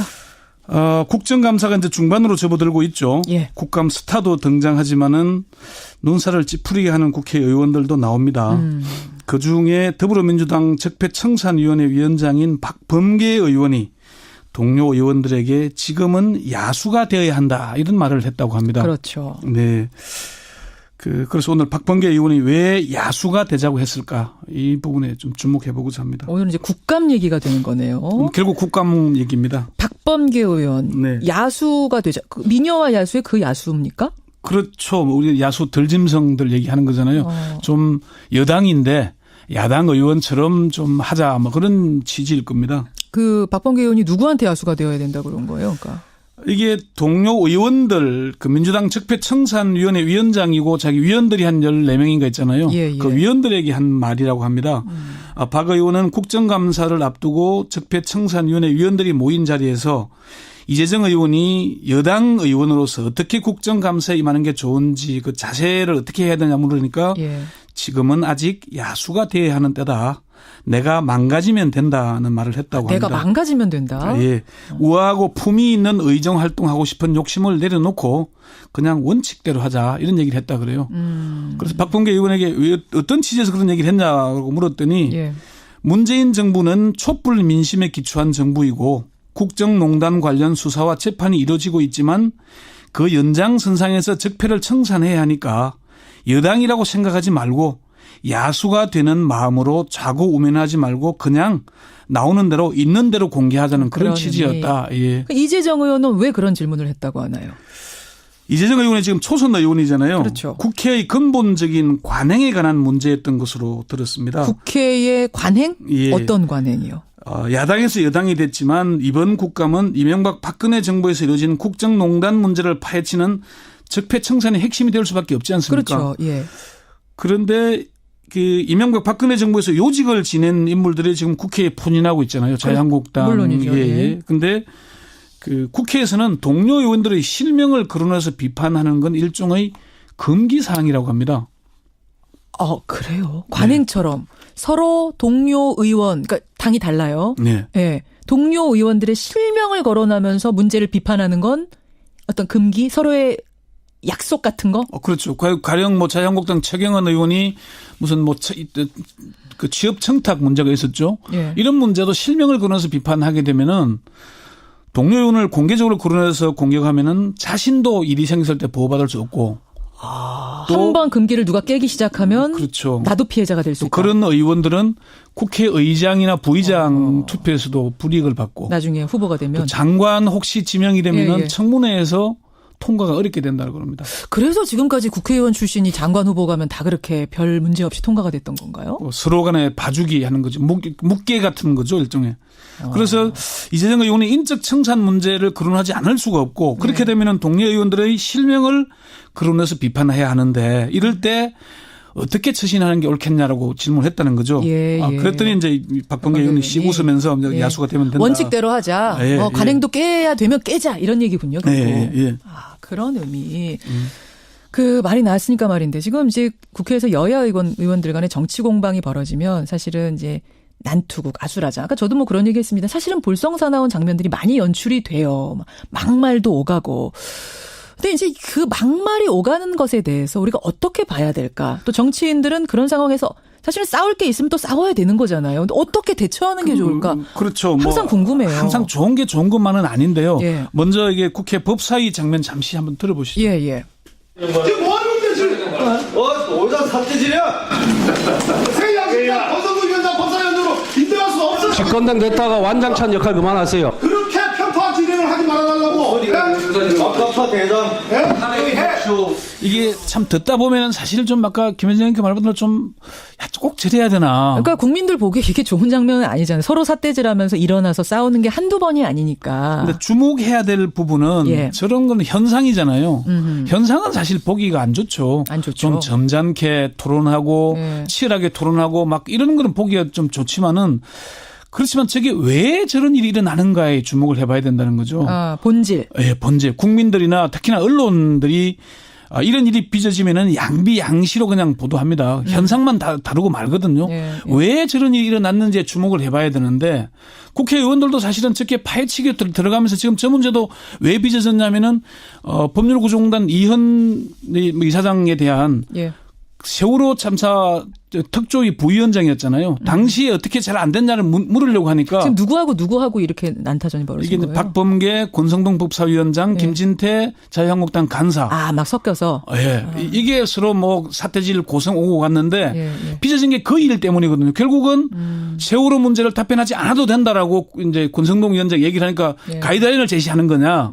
결국은 그 국정감사에서 백희련 의원이 질문해서 당시에 청와대 정무수석과 정책수석이 뭐 막았다는 얘기를 했잖아요. 그렇죠. 그런데 그런 게 사실이 드러나는데 그러면은 실체적 진실을 놔두고 우리가 삿대질하고 고성질이라는 문제만 볼 거냐. 달을 가리키는데 네. 달은 안 보고 손가락만 볼 거냐. 그러니까 삿대질하고 고성 지르고 분명히 보기 안 좋습니다. 국회에서. 다만 네. 그렇게 안 되고 또 아주 그 논쟁에 대해서 뜨겁게 점잖게 이렇게 예의 있게 토론했으면 더 좋긴 하겠지만 지금 그러니까, 현실이 그렇지 않다면 본질에 더 주목해라. 그러니까 이게 박범계 의원이 이 일이 있고 난 다음 날 이제 페이스북에 글을 올렸는데 인간적으로 너무 힘들다. 막말로 얼룩진 법사위 제 책임이 크다. 전들 우아하고 품위를 뽐내면서 의정활동을 하고 싶은 욕심이 왜 없겠냐. 그러기에는 이번 국감이 너무 엄중하다.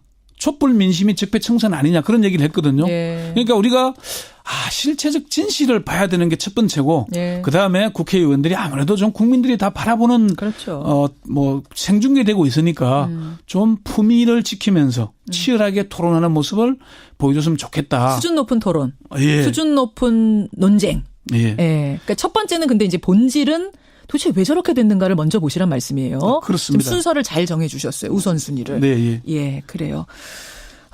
협치 항상 이제 여도 그렇고 야도 그렇고 협치 얘기하는데 참 협치라는 게 이렇게 힘든가 싶기도 해요. 협치를 얘기하면은 사실은 정치라는 건 대화와 타협이잖아요. 네. 양보할 건 양보하고 받아들일 건 받아들이고 하면서 넘어가야 되는 건데 그렇게 되려면은 본질이 묻히는 경우가 많습니다. 좋은 게 좋다. 좋은 걸로 가면 아까 이재정 의원의 고민 얘기하자면은 그 얘기가 국회의원들 분명히 저 사람이 그 당시에 나쁜 역할을 했는데 그 사람의 실명을 거론하면서 공격도 하고 그만두라고 촉구도 하고 이래야 될 텐데 그 얘기를 꺼내는 순간 본인은 언론에서 싸우는 사람으로 비춰지게 되고 또 동료 의원들로부터 질타를 받게 되고 왕따가 될 수도 있고 나도 언젠가 또 이런 걸 당할 수도 있고 눈치를 볼 수밖에 없는 구조가 되는 거죠. 야, 요 관행 이야기는 저는 좀 충격적이네요. 서로 실명을 거론하지 않는다. 비판을 하더라도 이 관행은 깨야 할 것 같습니다. 예, 그래서 이재정 의원도 그 얘기를 하더라고요. 협치가 필요하긴 하지만은 단호할 때는 단호해야 하고 내줄 때는 내줘야 되는 거 아니겠냐. 물론이죠. 그런데 그 본질을 놔두고 현상만 다루면서 시스템 청산만 얘기하면은 그게 국민들에게 이해가 될 수 있겠느냐. 그런 취지의 얘기를 했습니다. 자, 이번 국감까지는 야수가 되자 박범계 의원이 그랬다 그랬죠. 네. 그러면 다음에는요? 사실 여당의 모든 국정의 책임은 정부 여당에 있는 거 아닙니까? 그렇죠. 그러면 야당 의원 설득하고 좀 부족하더라도 때로는 내줄 거는 내줘야 되는 거잖아요. 박근혜 전 대통령처럼 무조건 요 가치는 일체 안 된다. 정치는 그런 건 아닌 거거든요. 이제 이번에는 뭐 적폐청산이 화두다 보니까 결국은 그렇게 갈 수밖에 없겠지만은 좀 정치력을 발휘할 필요는 있습니다. 여소야대의 국면에서 여당이 낮추고 결국은 야당에게 줄 건 주고 알겠습니다. 설득해야 합니다. 다만 그것이 서로 감싸주기를 말하는 건 아니라는 말씀. 그럼요. 국민의 대표라는 걸 잊어서는 안 되죠. 여기까지 권영철 기자 수고하셨습니다. 네.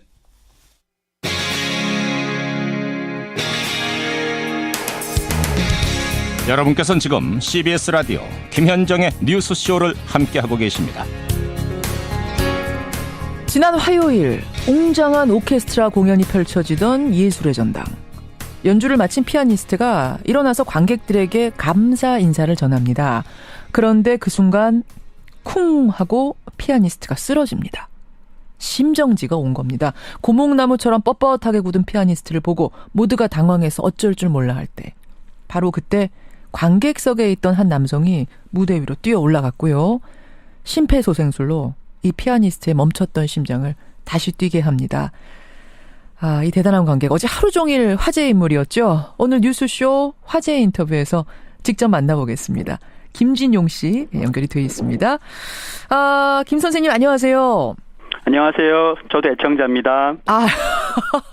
뉴스쇼 애청자세요? 네, 그렇습니다. 와, 이 좋은 일 하시는 분들은 뉴스쇼 애청자입니다, 보통. 감사합니다. 제가 감사합니다. 제가 보니까 내과 전문의 출신이세요. 예, 제가 2012년도까지는 삼성의료원 소화기내과에서 일했었고요. 지금은 노바티스라는 회사의 의학부 전무로 일하고 있습니다. 그러시군요. 예, 그렇습니다. 우선 그 쓰러졌던 피아니스트 추계예대 김용배 교수님이신데 그분 지금 건강 상태는 어떠세요? 예, 잘 회복하고 계시다고 들었습니다. 그 전화 통화도 혹시 두 분 해보셨어요? 예, 전화 통화는 아직 못했습니다.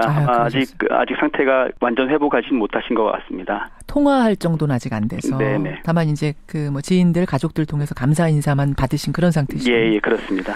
저는 기사로 읽고도 너무나 아찔하던데 한번 그날로 좀 돌아가 보지요. 이게 공연이 정확히 무슨 공연이었어요? 이게 서울 챔버 오케스트라 정기 연주회였고요. 예. 일부의 연주를 멋지게 마치시고 커튼콜을 이제 받으셔서 앵콜 요청을 받으셔서 걸어 나오시는데 약간 나오시면서 조금 숨이 차신 것 같기도 하고 안색이 그렇게 좋아 보이시지는 않았습니다. 그러니까 일부 공연은 잘 마치고 앙코르 공연을 하고 나오시는 데부터 조금 안색이 안 좋다는 생각을 하셨어요? 예, 제가 1층 중간 정도에 앉아 있으니까는 얼굴 색깔까지 볼 수는 없었지만은 좀 숨이 차신 것 같고 뭔가 조금 이상하시다는 느낌은 좀 받았습니다. 그때요. 하하. 그 앙코르 연주까지는 쇼팽의 녹턴까지는 잘 연주를 하셨어요? 네, 연주 마치시면서 그다음에 인사를 하시려고 일어나시다가 이제 피아노 옆으로 쿵 하고 쓰러지셨습니다. 그 딱 보는 순간 본능적으로 이거는 보통 상황이 아니구나 눈치를 채신 겁니까? 긴장에 의해서 기절하거나 그런 게 아니라 뭔가 심각한 상황이다 생각하고 그냥 아무 생각 안 하고 그냥 막 바로 뛰어 올라가셨어요. 네, 그렇습니다. 올라가서 보시니까 상태가 어떻든가요, 김 교수님? 일단 옆으로 쓰러져 계셨고 제가 괜찮으세요라고 이제 소리를 질렀는데 의식이 없으셨고요. 예. 그리고 호흡이나 맥박 모두 없는 상황이셨습니다. 그래서 심장이 멎었구나라고 판단을 하고 주변에 소리를 치고 저는 바로 그 흉부 압박을 시작을 했습니다. 119에다가 신고는 돼 있었고.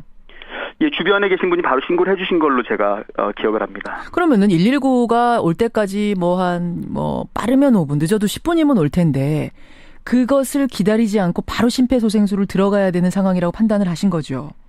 예, 심장이 멎게 되면은 보통 한 3분에서 4분 정도 이내에 뇌손상이 오게 되고 뇌손상이 한번 오게 되면 그것은 돌이킬 수 없는 상황이 되기 때문에 구급대가 오기 전까지 뇌로 가는 피를 공급을 해야 한다는 생각으로 이제 가슴 흉부 압박을 시작하게 되었습니다. 심정지가 시작되고 나서 3분 내지 4분 네. 그때가 그 골든 타임이군요. 네.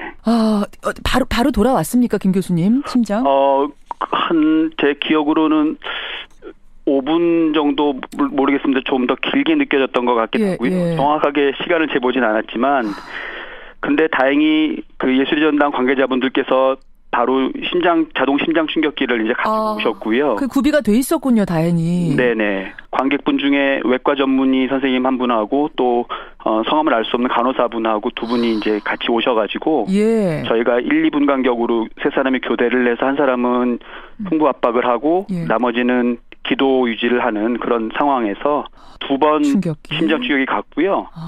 아마도 두 번째에 이제 효과를 발휘해서 심장에 맥이 돌아온 것 같습니다. 그래서 두 번째 충격을 가했을 때 심장이 돌아오는, 호흡이 돌아오는 걸 보면서 안심하고 119는 언제 왔습니까?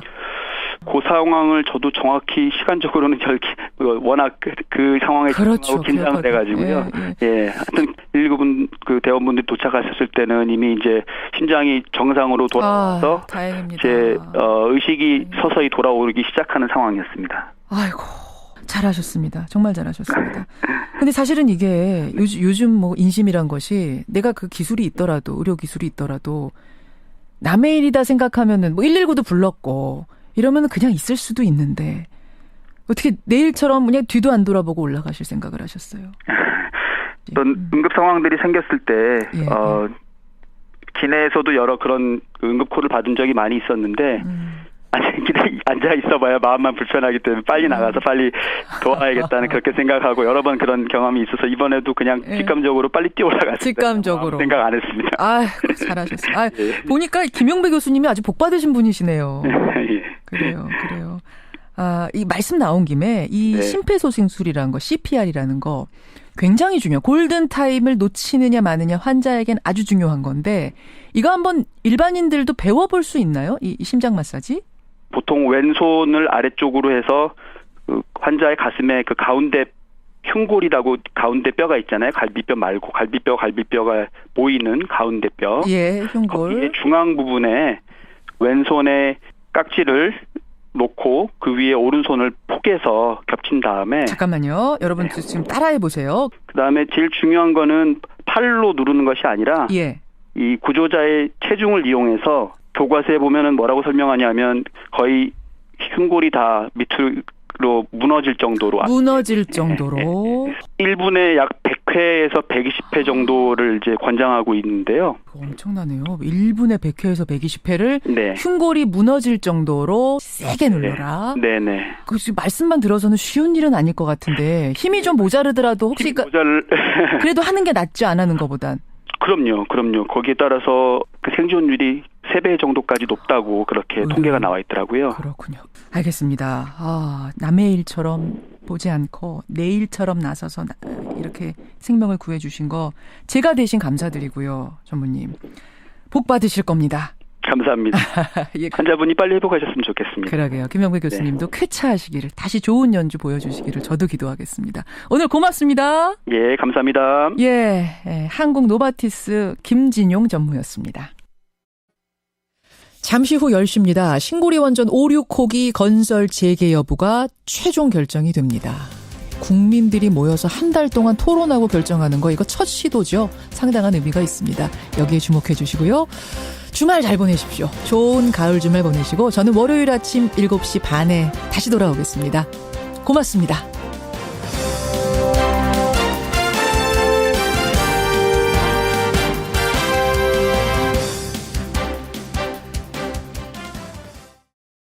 말씀드리면 그게 아니고 그 전에 그러니까 추석 연휴 전에 그 민주당과 국민의당 연대 논의, 연정 논의 이게 있었고 다음에 추석 민심이 뭐냐. 그래서 그 확인 차원에서 국민정책연구원에서 정기적으로 여론조사 하는 겁니다. 근데 그 결과에 있어서 이제 예상치 못한 결과가 나오니까. 예상치 못한 결과가 나왔어요. 그러니까 사실은 민주당하고 어떻게 좀 해보려고 한 조사인데 오히려 바른정당이 더 높게 나온 거예요. 아무튼 이제 진짜 국민의 뜻이 어느 쪽을 더 중요시하는지 그걸 확인하기 위한 조사였던 걸로 알겠습니다.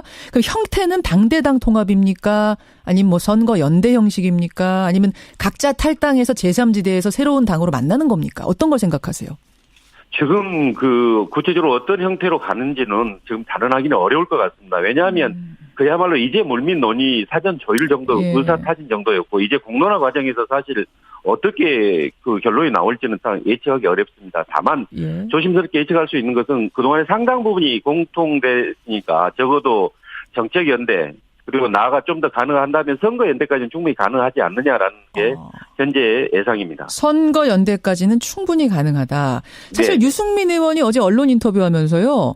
통합의 전 단계로 일단 이번 지방선거 돌아오는 지방선거에서 연합공천하는 게 어떻겠느냐 이런 얘기했거든요. 그럼 이것 오케이십니까? 예, 저는 나쁘지 않다고 생각하고요. 예, 결과도 충분히 아주 그 당선 가능성 여러 가지 지지 가능성도 높다고 봅니다. 예, 충분히 오케이. 아까 전에 송 의원 생각이 안철수 대표 생각이라 그러셨잖아요. 그럼 안철수 대표도 오케이 하신다는 얘기예요? 네, 그렇습니다. 하하, 통합 안 되면 그때까지 안 되면 연합공천이라도 하자. 자, 이 정도가 되려면 연합공천을 하고 그다음에 당대당 뭐 통합이든 뭐 어떤 통합이든 함께 가려면 당내 호응이 높아야 되지 않습니까? 예, 당연합니다. 분위기 어떤가요? 예, 저희가 뭐 그 여론조사 이후에 뭐 여러 의원들하고 접촉도 해서 물어보고 하면 뭐 오늘 뭐 언론에도 났는데요. 사실 국민의당 의원 그 40명 중에 약 30명 정도가 바른정당하고 그 정책연대 그리고 선거연대까지 또 가능하다면 통합까지 대해서 찬성하는 걸로 그렇게 나타났습니다. 저도 그 조사 결과 바로 보고 왔거든요. 조선일보 조사던데 전수조사를 했어요. 40명 의원 하나하나한테. 그랬더니 30명이 바른정당과의 통합 찬성, 5명이 반대, 5명이 유보 맞습니까? 예, 그렇게 그 기사가 났습니다. 네. 그래. 요 정도를 생각하셨어요? 그 안철수 대표 측에서는? 사실은 이 결과도 사실은 좀 저희가 뭐랄까 생각했던 것보다 훨씬 그 찬성이 높았다고 이렇게 봐야 될 것 같습니다. 왜냐하면 그 전에는 뭐 이현주 의원 이런 사람 통해서 국민통합포럼 좀 가까운 의원들끼리 그렇게 이제 바른정당 의원들하고의 이런 접촉이 있었는데 이런 결과를 보고 이게 어떻게 보면 그 저희 당의 뭐 정체성이라 할 수 있는 중도 개혁과 개혁 보수와 그렇게 멀지 않구나 이렇게 생각했습니다. 예, 기대했던 것보다 지금 30명이나 찬성하니까 오히려 지금 지도부도 놀라고 계신 이런 상황 같아요? 네, 그렇습니다. 바른정당에서는 지금 의원이 20명인데 어느 정도나 호응하는지 알고 계세요? 제가 듣기로는 그 말 그대로 그 통합파 이렇게 무슨 일이 있어도 자유한국당으로 돌아가겠다고 하는 한 6, 7분. 그 정도 외에 나머지는 그러니까 10분 정도는 당연히 찬성을 하고 나머지 한 서너 분 정도가 약간 고민하고 있는 걸로 그렇게 들었습니다. 거기도 10명. 자, 그런데 국회의원들 생각보다 더 중요한 건 이 지지자, 국민들 생각일 텐데요. 네, 맞습니다. 사실 바른정당에 뿌리는 새누리당이고 국민의당에 뿌리는 민주당이고 이게 무슨 의미인고 하니 이념적 지향점의 차이가 있다는 거죠. 유승민 대표는 늘상 우리는 합리적 보수당이다. 보수당이란 얘기를 하고 다니고 국민의당은 보수당 아니잖아요. 그렇습니다. 그렇죠? 네. 대표적으로 햇볕 정책에 대한 입장이 정반대고 이런 것들이 극복되겠습니까? 저는 일단 햇볕 정책에 대한 입장이 정반대라고는 보지 않습니다. 저는 햇볕 정책이라는 게 계속 이렇게 화해와 포용 또 교류 협력 정대 이건 아니지 않습니까? 그것은 튼튼한 안보 강력한 한미 동맹을 기반으로 한 후에 그렇기 때문에 현재 상황에서는 당연히 그 한미 동맹이 가장 김현정의 뉴스 쇼.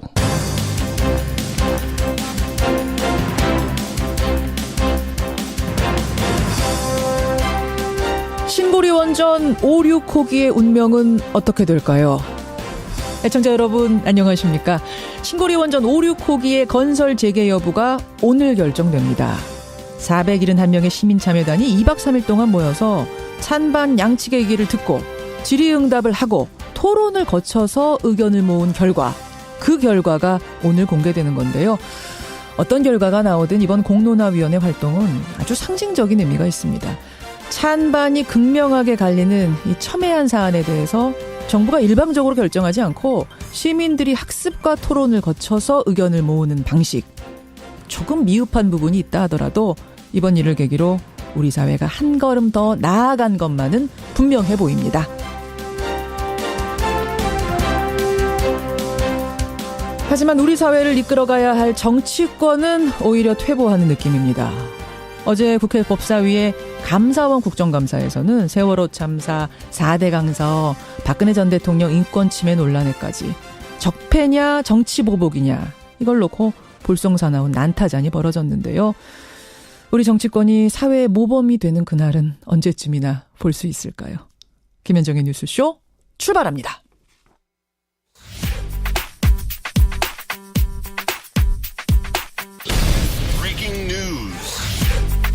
김현정의 뉴스쇼가 주목한 오늘의 포인트. 오늘은 민경남 PD 나와 있습니다. 어서 오세요, 민 PD. 네, 안녕하세요. 오늘 첫 번째 포인트 뭐부터 봐야 됩니까? 정치공작 관제 시위 영장 기각입니다.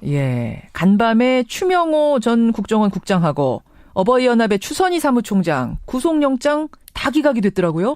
네, 어버이연합의 추선희 사무총장 이명박 정부 당시 국정원 직원과 공모를 해서 관제 시위를 주도한 혐의를 받고 있는데요. 법원은 범죄 혐의가 소명된다면서도 증거인멸 우려가 있다고 보기 어렵다며 영장을 기각했습니다. 범죄 혐의는 소명이 된다, 인정이 되는데 증거인멸 우려가 없다? 그렇습니다. 또 이명박 박근혜 정부 시절 국정원에서 민간인과 공무원을 불법 사찰하고 문학의 블랙리스트 작성에 관여한 혐의를 받고 있는 인물이죠. 추명호 전 국정원 국장 영장이 기각됐습니다. 검찰은 원래 두 사람을 구속해서 수사에 좀 속도를 내보자 이런 계획이었는데 이렇게 되면 계획에 차질이 있겠는데요. 네, 검찰은 법원의 판단을 선뜻 수긍하기 어렵다면서 구속영장 재청구를 검토 중입니다. 국정원 댓글 사건 지난번에도 그러고 또 구속영장이 기각이 돼서 좀 주춤주춤할 것 같습니다. 걱정입니다. 다음 포인트 보죠. 신고리 원전 운명의 날입니다. 오늘 신고리 원전 5,6호기 건설 그 공론조사 결과 10시에 발표가 되죠. 잠시 후에. 연구 중단이냐 공사 재개냐 시민참여단 471명이 한 달간 논의해온 결과를 대정부 권고안으로 발표하는데요. 최대 관심은 찬반 격차가 오차 범위를 벗어날지 여부입니다.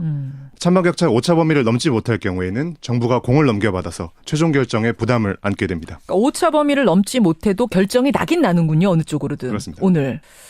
최근까지 여론조사도 이게 팽팽하게 나온 상황이어서요. 참 결과 10시 어떻게 될지 주목이 되고 그다음에 또 어떤 반향이 있을지도 주목이 됩니다. 다음 포인트 가죠. 박근혜 당적 정리입니다. 오늘 자유한국당 윤리위원회가 열립니다. 박근혜 전 대통령의 징계 여부를 결정하죠. 네, 자진 탈당 권고를 의결하는 방식인데요. 자유한국당 당원 당규에 따르면 자진 탈당을 권고받은 사람이 열흘 이내에 탈당 신고서를 제출하지 않으면 자동으로 제명됩니다. 그렇죠.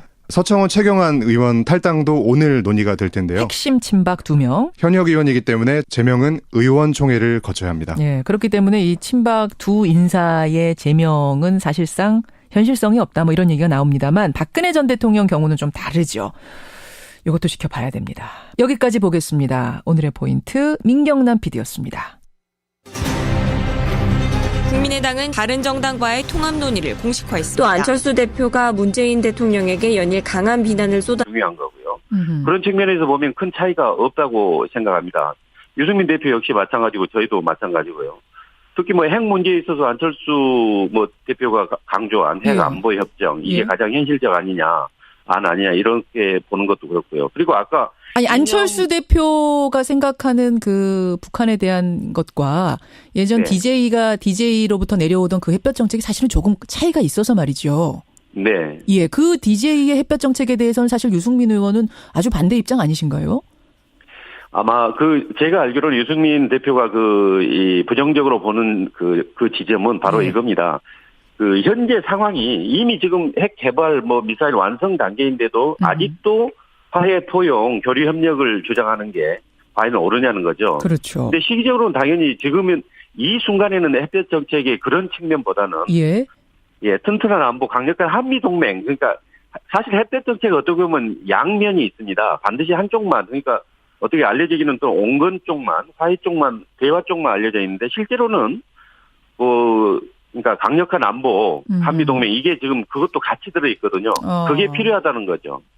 그런 면에서는 맞는 거다라는 말씀. 아주 틀리지 않다. 정반대는 아니다. 이런. 그렇습니다. 교집합을 찾을 수 있다. 유승민 의원이요. 최근 인터뷰에서 송 의원님. 햇볕 정책을 포기하고 호남 위주를 버려야 한다. 이런 말까지 했거든요. 그럼 이 부분도 포용이 가능하다. 수용이 가능한 겁니까? 네, 그렇습니다. 저희 국민의당이 강조하는 게 그겁니다. 우리가 호남만으로는 안 된다. 그렇다고 호남 없이도 또 다 이루어질 수 있는 것도 아니다. 그거 아니겠습니까? 결국은 호남의 진정 민심은 뭐냐면 국민의당이 더 강해져서 즉 종도를 중심으로 해서 합리적인 진보라든가 계획적 보수도 더 이렇게 끌어안아서 수권까지 가능한 그런 정당. 알겠습니다. 그럼 호남 위주라는 거는 요거는 버리라는 것에 대해 동의할 수 있다. 그럼 햇볕 정책 포기하라는 부분은 어떤가요? 아닙니다. 그러니까 호남도 버려라는 의미가 아닙니다. 호남 지역주의 포기 이렇게 표현했더라고요. 유승민 의원은. 당연하죠. 저희가 호남 지역주의에 머무른 건 아니니까요. 그건 일단 현재 지역주의 아니다. 구조상 그렇지만. 햇볕 정책 포기는 어떻습니까? 마찬가지입니다. 햇볕 정책도 지금 결국은 궁극적으로 지향하는 점은 같다고 봅니다. 결국 평화통일 아니겠습니까? 그러니까 햇볕 정책의 강론 양면 중에 현재는 강이지만 일정 단계에서는 결국 평화통일이 궁극적 목표니까 대화와 그리고 상호 교류를 통해서 평화 정착, 통일까지 가야 되지 않겠습니까? 알겠습니다. 그 단계에서는 당연히 유승민 대표도 그 단계가 오면 동의할 거라고 봅니다. 아마 근데 이제 이 부분에 있어서 지금 박지원 전 원내대표도 강하게 반대하고 계시던데 우리랑 바른정당은 같이 갈 수 있는 당이 아니다. 아마 아까 반대한다는 5분 중에 한 분이 박지원 의원이신 것 같아요. 네, 맞습니다. 이렇게 반발하는 분들 계시죠. 이른바 이제 DJ의 어떤 나는 적통이다 하시는 분들 이런 분들이 크게 반발하고 계시는데 그럼 결국은 분열되는 건 아니냐. 통합 과정에서 그분들이 떨어져 나가시는 건 아니냐. 이런 얘기 나와요. 그런 얘기 나온 걸로 알고 있습니다. 그런데 정당에서 의견의 다양성이나 얼마든지 있을 테고 지금 아마 물밑 교섭 단계였기 때문에 그리고 상대방 의중 탐색 과정이었기 때문에 지금 거기에 나타난 것 가지고 지금 시기 방식 이게 적절하지 않다라고 이야기했는데요.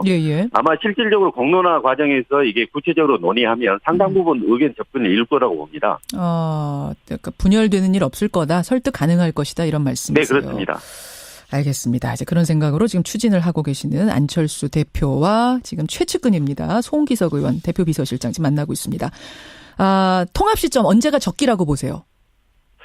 글쎄요. 통합까지 이루어진다면 좋겠지만 지금 아마 국감 끝나고 11월 초에 되면 양당의 공론화 과정을 거칠 때고 내년 6월 13일 지방선거를 기준으로 한다면 만약에 이제 통합까지 간다면 늦어도 올해 12월까지는 이루어져야 되는 거 아닌지 그래야 통합의 시너지가 제대로 발휘될 수 있을 것이라고 봅니다. 12월까지 통합이 이루어졌으면 좋겠다?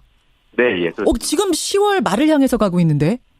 12월까지요. 그러니까요. 지금 10월 말이니까 한 달 반밖에 안 남았는데 이게 되려면 될 수 있다고 보세요. 통합이 그때까지?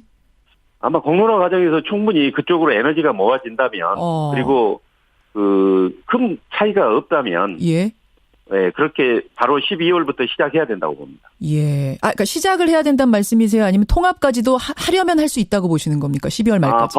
법적으로 완전히 그 통합 마무리는 사실은 각도 일정 시도당 지역 개편대 통합 이게 있어야 되기 때문에 그건 1월 2월까지 계속됩니다. 예. 그렇지만 통합 선언. 예. 선언. 된다면 통합 선언은 알겠습니다. 그렇게 스케줄을 잡고 계시는군요. 바른정당도 거기에 동의하시는 거고요. 아마 바른정당도 그 방향으로 이제 통합을 생각한다면 그렇게 진행할 걸로 예상합니다. 여기까지 확인하겠습니다. 송기석 의원 고맙습니다. 네, 감사합니다. 국민의당 송기석 대표비서실장이었습니다.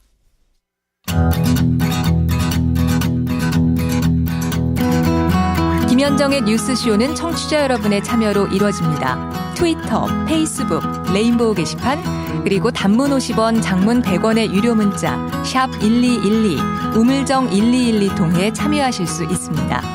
김현정의 뉴스쇼, 여러분과 함께 만듭니다. 김성환의 행간 시사평론가 김성환 씨 나오셨습니다. 어서 오십시오. 네, 안녕하세요. 앞에 인터뷰 들으시면서 지금 하고 싶은 말씀 많으시죠? 근데 우리가 시간이 많지 않아서 일단 오늘 행간부터 가겠습니다.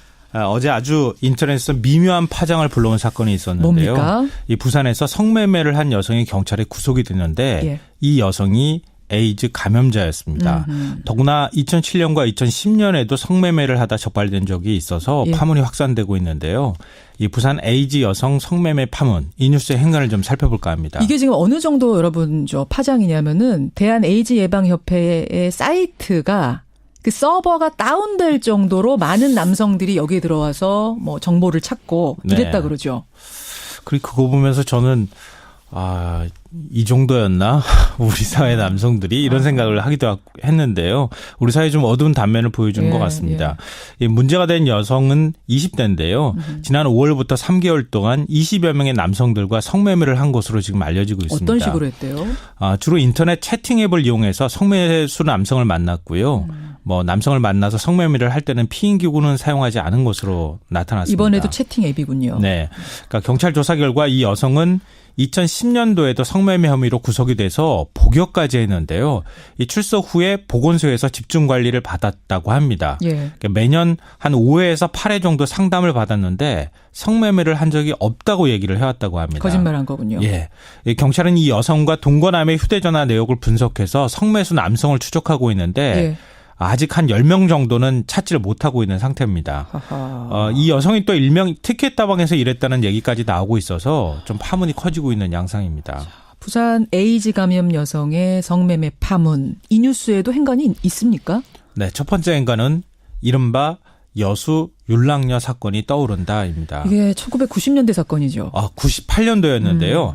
에이즈에 감염된 여성이 여수에서 성매매를 한 사건입니다. 요즘에는 이런 표현 사용 안 하는데 당시에는 여수 율락녀 사건이다 이렇게 불렀습니다. 이 당시 여성은 보건당국의 감시에서 벗어나 2000년부터 1년 6개월 동안 하루에 많게는 수십 명의 남성들과 접촉을 해왔는데요.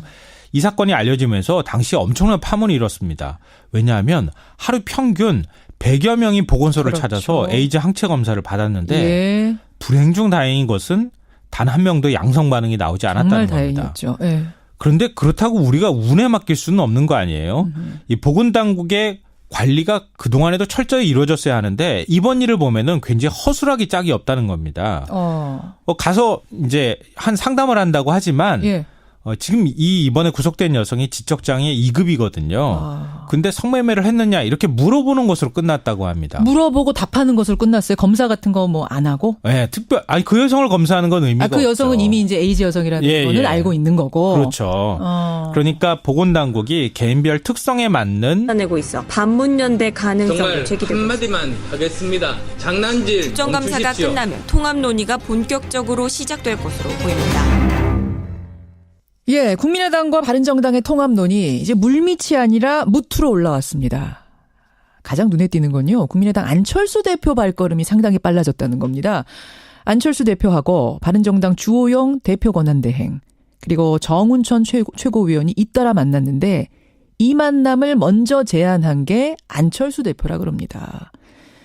만남 후에 바른정당의 주호영 대행은 두 당의 통합 문제를 공론화하겠다 이렇게 공식적으로 밝히기도 했습니다. 하지만 과연 두 당이 뿌리도 다르고 사실 정책 방향에도 차이가 있는데 과연 뭉칠 수 있겠는가? 유기적인 결합이 가능하겠는가? 이런 당내 반발도 있죠. 자, 안철수 대표 측의 입장 확인하겠습니다. 안철수 대표의 최측근이세요. 현재 대표 비서실장을 맡고 있는 국민의당 송기석 의원 연결이 돼 있습니다. 송 의원님 안녕하세요. 네, 안녕하십니까. 송기석입니다. 송기석 의원과 안철수 대표의 싱크로율이 100%다. 뭐 이렇게 알려져 있던데 맞습니까? 주로 이제 옆에서 좀 도와드리고 그러다 보니까 아마 그렇게 보는 시각도 있는 것 같습니다. 인정하세요? 네, 인정합니다.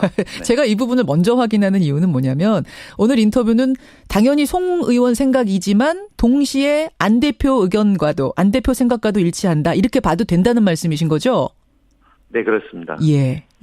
자, 어디까지 얘기가 진행됐습니까? 바른정당, 국민의당. 예, 좀 전에 앵커께서 언급하신 대로 이제 물밑에서 이렇게 오간 그런 상황이었는데 이제 무트로 올라왔습니다. 그래서 양당이 이제 공론화 과정 이걸 시작할 걸로 합니다. 공론화 과정은 언제부터, 아주 구체적인 논의는 언제부터 시작이 됩니까? 예, 저희 당은 현재 가장 중요한 국정감사입니다. 그래서 국정감사는 결코 소홀할 수 없는 것이기 때문에 일단 그동안의 물밑 논의를 토대로 해서 국정감사 끝나자마자 바로 이제 11월 초부터 의총 등을 통해서 논의를 시작하겠습니다. 그리고 아마 바른정당은 11월 13일 전대가 예정돼 있기 때문에 근데 당대표 후보로 등록한 분들이 이제 토론 과정에서 이게 가장 중요한 주제가 되지 않을까. 그러면서 그 과정에서 방향이 정해질 걸로 이렇게 생각합니다. 이게 어떻게 급속도로 공론화가 됐는가 보니까 최근에 국민의당 산하기관이죠. 국민정책연구원에서 여론조사를 했는데 그 결과를 보니까 국민의당 바른정당이 합할 경우 다른 당과의 합당보다 지지율 상승이 가장 높은 걸로 나타났다. 한 20% 가까이 지지율이 오르는 걸로 나타났다. 맞습니까? 네. 예, 맞습니다. 그런데 저희가 이제 그 전에 추석 연휴 기간에 추석 민심이 뭐냐, 그리고 추석 전에 김명수 대법원장 후보자 통과 관련돼서 민주당과 국민의당 연정 뭐 이런 문제가 나왔습니다. 그래서 아마 국민정책연구원에서 어느 게 국민들의 진정한 뜻인지 그걸 확인하는 차원에서 했을 테고 제가 가장 주목하는 것은 다당제, 그러니까 제3당의 그 중요성에 대해서 65% 이상이 이렇게 지지한다는 겁니다. 그걸 중요시하고 또 한 가지 중요한 게 과연 호남은 민주당과의 협치 견제를 더 높이 중요하다고 보는지 아니면 바른정당과의 뭐 연대, 뭐 통합 등 그 국민의당의 그 몸집 불리기, 외연 확장을 더 중요시하는가로 봤을 때 호남에서도 바른정당과의 뭐 연대나 통합 이런 것을 통해서 국민의당이 더 강해져서 제대로 견제해라. 이게 더 의견이 높은 걸로 이렇게 나왔습니다. 그 몇 퍼센트나 나왔어요? 호남에서? 호남에서 제 기억으로는 그 비율이 한 50% 정도 되고. 민주당과 합치라는. 아니, 그게 더 낮습니다. 그게 한 30% 정도 30% 되고요. 정도 되고. 예. 거기에 힘을 받아서 이 논의가 더 속도를 내게 됐다. 근데 지지율. 국민의 뜻이 이제 확인된 거죠. 확인된 거라서. 이게 호남 민심이 이렇구나 이게. 네, 그렇습니다. 근데 이 지지율 조사 놓고 당내에서 비판의 목소리도 있더라고요. 정대철 상임고문은 이거 의도적으로 한 조사다. 이렇게 바른정당하고 끌고 가고 싶어서 통합을 끌고 가기 위해서 한 조사 아니냐. 이렇게 반발하시던데요. 예, 정확히